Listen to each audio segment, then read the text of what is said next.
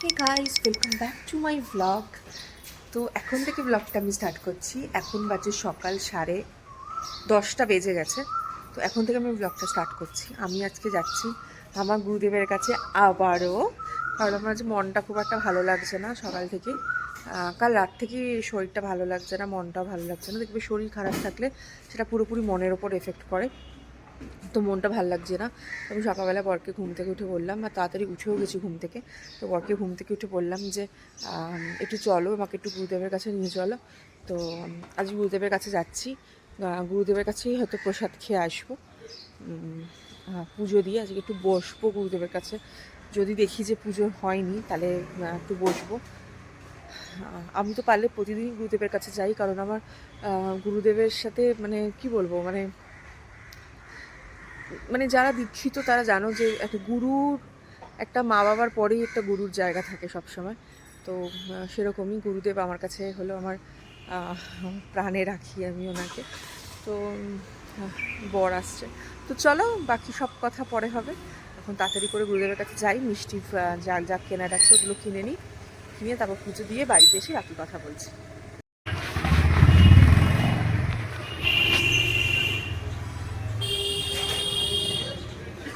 কত? 60 টাকা তো?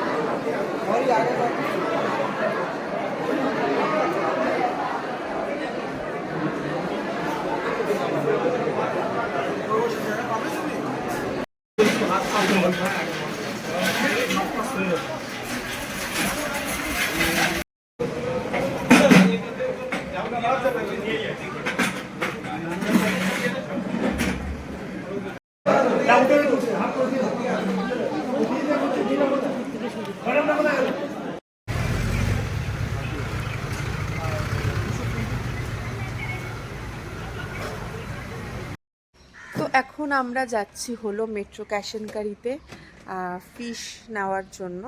ওখান থেকে ভেটকির ফিলে নেব। আজকে একটু ফিশ ফ্রাই বা ব্যাটার ফ্রাই খাবার ইচ্ছা হয়েছে। হ্যাঁ, বাচ্চারা দেখো কী করছে।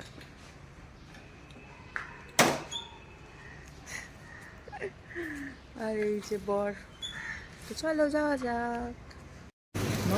আম, হ্যাঁ হিমসাগরের গন্ধ। হিমসাগর না হলে নিয়ে লাভ নেই কোনো।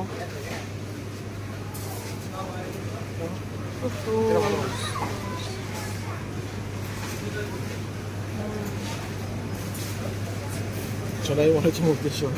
আমার তো ফেভারিট আম পোকা। এই যে আমার প্রিয় মাছ।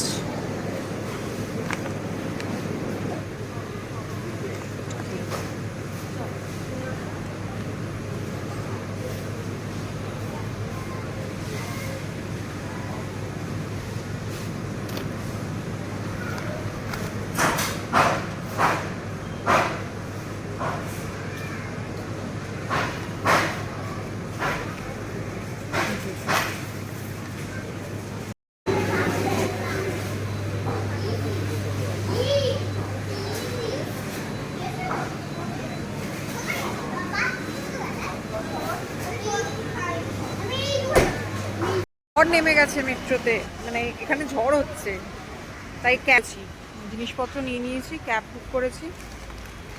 আমি একাই ক্যাবে চলে যাব, বর স্কুটিটা নিয়ে আসবে।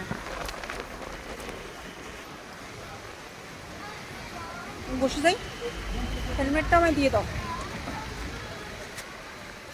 বাবারি, এখানে দিয়ে দিতে পারো, আমি তো একাই যাবো।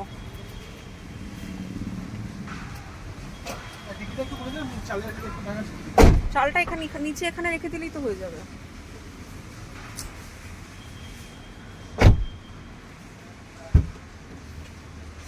বাবু এটা নিয়ে নাও।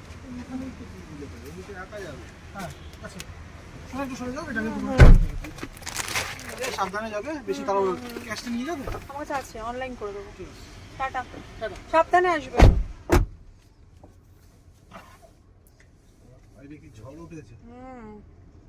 কি মাছ কিনলে? আজ অনেক কিছু মাছ কিনেছি। আজকে আমার খুব প্রিয় একটা মাছ পেয়েছি, অনেক দিন ধরে খুঁজছিলাম। কি মাছ? সেই প্রিয় মাছটা কি? এই যে ও মাই গড, কি মাছ ইজ বলতো? দ্যাট শোল মাছ। শোল? ইয়েস, মহাশোল শোল মাছ। মাথাটা দেখো কত বড়। শোল মাছ মাংসের মতো করে যদি, দেখো ডিম হয়েছে আবার। শোল মাছ মাংসের মতো করে রান্না। বেরিয়ে গেছে, ঢুকি দাও ঢুকি দাও। শোল মাছ, আহা কি সুন্দর হাওয়া আসছে বাইরে দিয়ে। শোল মাছ তোমার মাংসের মতো রান্না করলে দারুণ লাগে খেতে। শোল মাছ কিনেছি। তারপর কিনেছি হলো, আমার মিনি কদিন ধরে মাছ খায় না। আচ্ছা, এটা খুলতে হবে না, বাট তুমি বলে দাও। না আমি তো রাখবো ফ্রিজে। এই যে কিভাবে রাখবো? ধুয়ে রাখবো। বাটা বাটা মিনির জন্য যে বাটা মাছ নিয়ে এসেছি। বাটাগুলো দেখে বেশ ভালো মনে হচ্ছে। হ্যাঁ, বাটা মাছের ঝাল খুব ভালো লাগে জানো বাবু। মিনির থেকে ভাবছি 4 পিস ছড়িয়ে রাখবো। হ্যাঁ, বাটা মাছ তো খালি মিনি না, মিনির মায়েরও ভালো লাগে। মিনির মায়েরও পছন্দ, মিনির বাবা খায় না। বাবা খায় না কারণ হচ্ছে বহুত কাটা। আই ডোন্ট এটা লাইক হলো কাটা। মিনির মাছ। মাছটা ওকে দিয়ে দেবে। হ্যাঁ, আরেকটা মাছ নিয়ে এসেছি, সেটা হলো মেন মাছ, আজকের অ্যাট্রাকশন। সেটা হলো, এটা আজকে রাত্রিবেলা বানানো হবে। অ্যাকচুয়ালি আজকে একটু স্পেশাল কিছু রান্না হবে, মাও এসছে। সেটা হলো আজকে আমি বানাবো বাসন্তী পোলাও, আলুর দম আর ফিশ ব্যাটার ফ্রাই। এই রেসিপিটা কার? এটা আমার বরের রেসিপি, আমি বরের কাছ থেকে শিখেছি।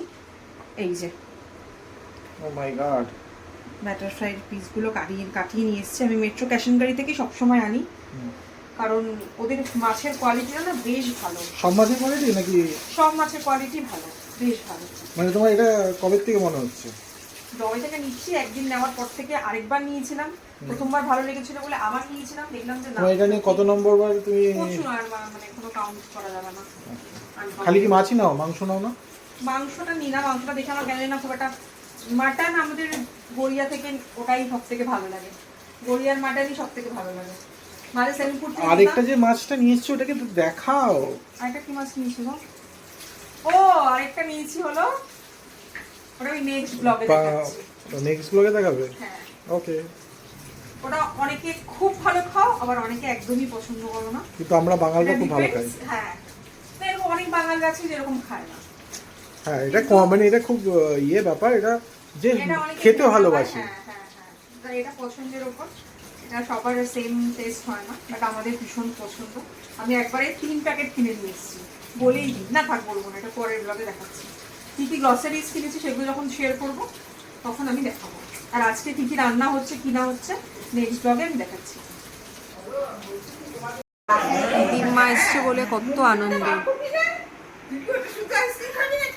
মনা বসো, ভিডিও হচ্ছে তো, বসো। বাবা আবার হাত তুলে রেখেছে।